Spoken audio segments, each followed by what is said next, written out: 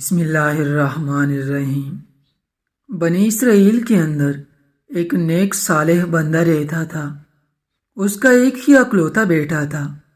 جب اسے معلوم ہوا کہ اس کی موت قریب ہے تو اس نے اپنے بیٹے کو بلایا اور بلا کر ایک نصیحت کی کہ بیٹا کبھی بھی اللہ کی قسم نہ کھانا چاہیے۔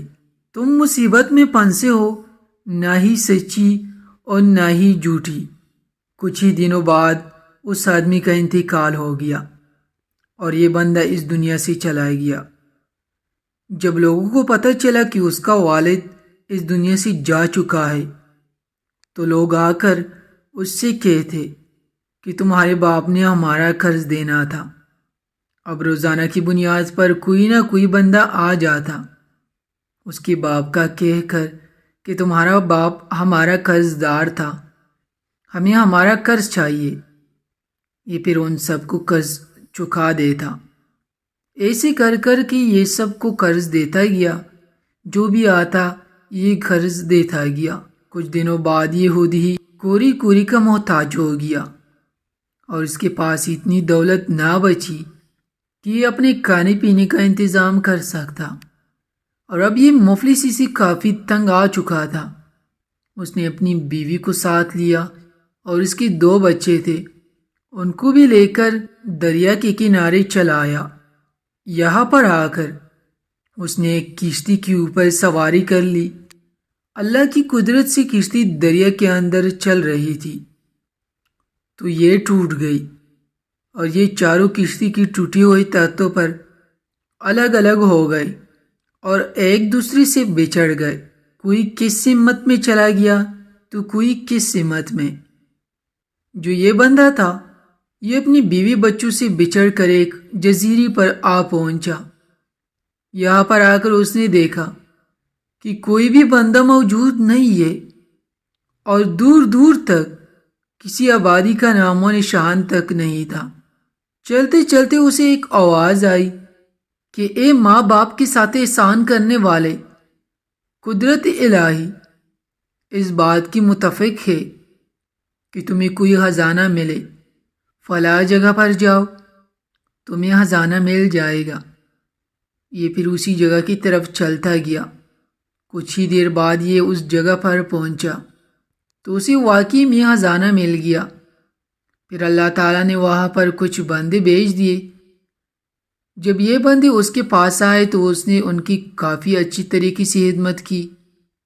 اب جو بھی بندہ یہاں پر آتا تو یہ ان سب کی خدمت کرنے لگ جاتا۔ اس بات کی خبر آس پاس کے علاقوں تک بھی پھیلنے لگی کہ ایک جزیرے پر بندہ رہتا ہے، یہ لوگوں کی مدد کرتا ہے۔ پھر یہاں پر لوگ اس کے پاس آتے گئے اور یہاں پر بستے گئے۔ کچھ ہی عرصے میں یہ ایک سنسان جزیرہ ایک بڑا شہر بن گیا اور یہ جو بندہ تھا اس علاقے کا حاکم بن گیا۔ کچھ دنوں بعد اس شہر کی خبر اس کے بڑے بیٹے کو لگی کہ جزیرے کو کسی بندے نے آباد کیا ہے اور اس نے جزیرے کو شہر بنا دیا ہے۔ اس کے پاس جو بھی جاتا ہے ان کی مدد کرتا ہے۔ اس کے بڑے بیٹے نے سوچا کہ کیوں نہ اس حاکم کے پاس جا کر کچھ مدد مانگی جائے، تو یہ پھر اسی حاکم کے شہر کی طرف چل پڑا۔ کچھ ہی دنوں میں یہ حاکم کے پاس پہنچ گیا اور آ کر حاکم سے کہنے لگا کہ میں کافی مولسی میں ہوں، میری مدد کیجیے۔ حاکم نے اس کو نہیں پہچانا اور نہ ہی لڑکے نے اپنے باپ کو پہچانا کہ یہ حاکم میرا باپ ہے۔ پھر حاکم نے اس سے کہا کہ تم میرے ساتھ کام کرنا چاہو گے؟ لڑکے نے کہا کہ کیوں نہیں، میں آپ کے ساتھ کام کر کے کافی خوشی محسوس کروں گا۔ پھر حاکم نے اس کی کافی خدمت کی اور اسے اپنے خاص بندوں میں شامل کر لیا۔ اب اس کا دوسرا جو بیٹا تھا اس کو بھی کہیں سے خبر آ ملی کہ فلاں جگہ پر ایک شہر بس رہا ہے اور اس کا جو حاکم ہے وہ لوگوں کی کافی مدد کرتا ہے۔ اس نے بھی سوچا کہ کیوں نہ قسمت آزمائی جائے اور جا کر اس حاکم سے مدد مانگی جائے۔ یہ بھی پھر اسی حاکم کے پاس چلا آیا اور آ کر کہنے لگا کہ میری مدد کیجیے۔ پھر حاکم نے اس سے بھی وہی کہا کہ آپ میرے ساتھ کام کرنا پسند کرو گے؟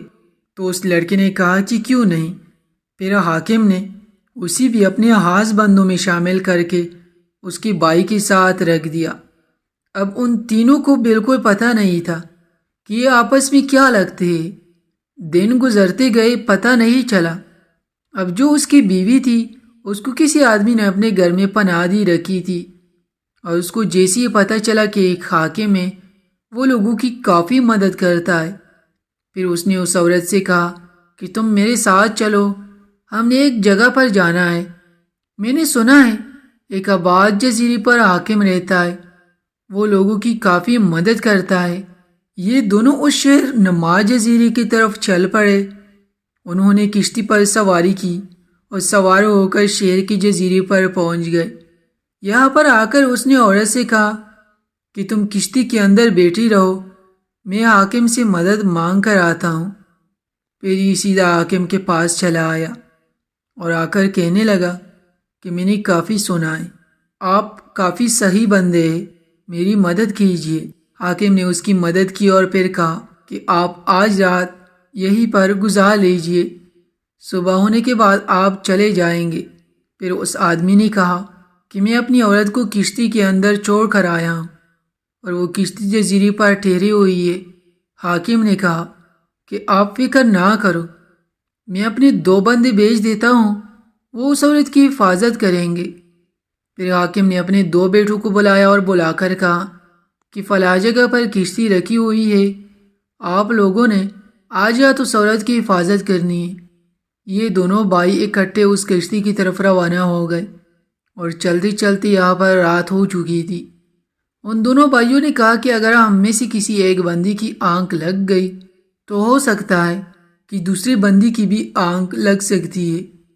ہم ایک کام کرتے ہیں، ایک دوسرے سے اپنے گزرے ہوئے واقعات بیان کرتے ہیں۔ پھر پہلے نے اپنے اوپر گزرے واقعات سننا شروع کر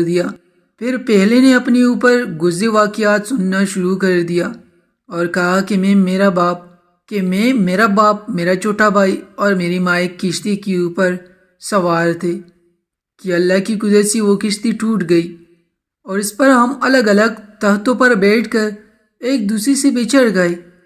پھر ہم دوبارہ نہیں مل سکے۔ اس کے چھوٹے بھائی نے پوچھا کہ تمہارے چھوٹے بھائی کا نام کیا تھا؟ بڑے بھائی نے جواب دیا کہ جو تمہارا ہے، اور اس نے کہا کہ تمہاری ماں کا کیا نام تھا؟ اس نے پھر ماں کا نام بتایا۔ اور تمہارے باپ کا نام کیا تھا؟ اس نے پھر باپ کا نام بتایا۔ تو چھوٹے بھائی نے آ کر گلے لگایا اور کہا کہ رب کعبہ کی قسم، وہ جو کشتی میں بچھڑ گیا تھا میں ہی تمہارا بھائی ہوں۔ اب جو ان کی ماں کشتی کے اندر بیٹھی تھی وہ یہ ساری باتیں سن کر رونے لگی۔ جیسی ہی صبح ہوئی تو وہ شخص کشتی پر آ گیا۔ یہاں پر آ کر دیکھا کہ عورت رو رہی ہے۔ پھر یہ الٹے پاؤں حاکم کی طرف لوٹ گیا اور وہاں پر جا کر حاکم سے کہنے لگا کہ آپ کے دونوں لڑکوں نے، مجھے لگتا ہے، میری عورت کے ساتھ شرارت کی ہے۔ حاکم نے اس عورت اور لڑکوں کو بلایا۔ جب یہ عورت آ گئی تو حاکم نے اس عورت سے کہا کہ بتاؤ تمہیں ان لڑکوں سے کیا شکایت ہے؟ عورت کہنے لگی کہ ان لڑکوں سے کہو کہ جو رات کو یہ ایک دوسرے سے واقعہ بیان کر رہے تھے وہ دوبارہ سنائیں۔ ان میں سے ایک نے واقعہ بیان کرنا شروع کر دیا کہ ہم 2 بھائی اور میرے ماں اور میرا باپ ایک کشتی پر سوار تھے کہ کشتی ٹوٹ گئی اور ہم الگ الگ تختوں پر سوار ہو کر بچھڑ گئے۔ یہ واقعہ ہم نے ایک دوسرے سے بیان کیا تو معلوم ہوا کہ ہم ایک دوسرے کے بھائی ہیں۔ جیسے یہ واقعہ حاکم نے سنا تو اپنے تخت سے اٹھا کھڑا ہوا اور کہنے لگا کہ اللہ کو گواہ بنا کر کہتا ہوں کہ میں تمہارا باپ ہوں جو تم سے بچھڑ گیا تھا۔ اور پھر آ کر ان دونوں کو اپنی سینے سے لگا لیا۔ یہاں پر ان کی ماں کڑی رو رہی تھی اور یہ بھی کہنے لگی کہ اس ذات کی قسم جس کی قبضے میں میری جان ہے، میں ہی تمہاری ماں ہوں۔ اور یہ اس طرح چاروں بچھڑے ہوئے آپس میں دوبارہ مل چکے تھے۔ اللہ تعالیٰ جب بھی چاہے تو بچھڑے ہوئے لوگوں کو ایسے ملا دیتا ہے کہ ان کے وہم و گمان میں بھی نہیں ہوتا۔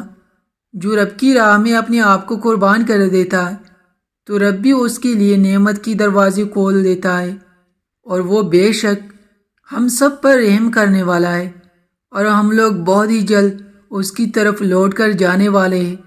اللہ تعالی ہم سب کی بخشش فرمائے، آمین۔ ناظرین، اچھی ویڈیوز دیکھنے کے لیے ہمارے چینل کو لائک، سبسکرائب اور اس ویڈیو کو اپنے دوستوں کے ساتھ لازمی شیئر کیجیے گا۔ جزاک اللہ۔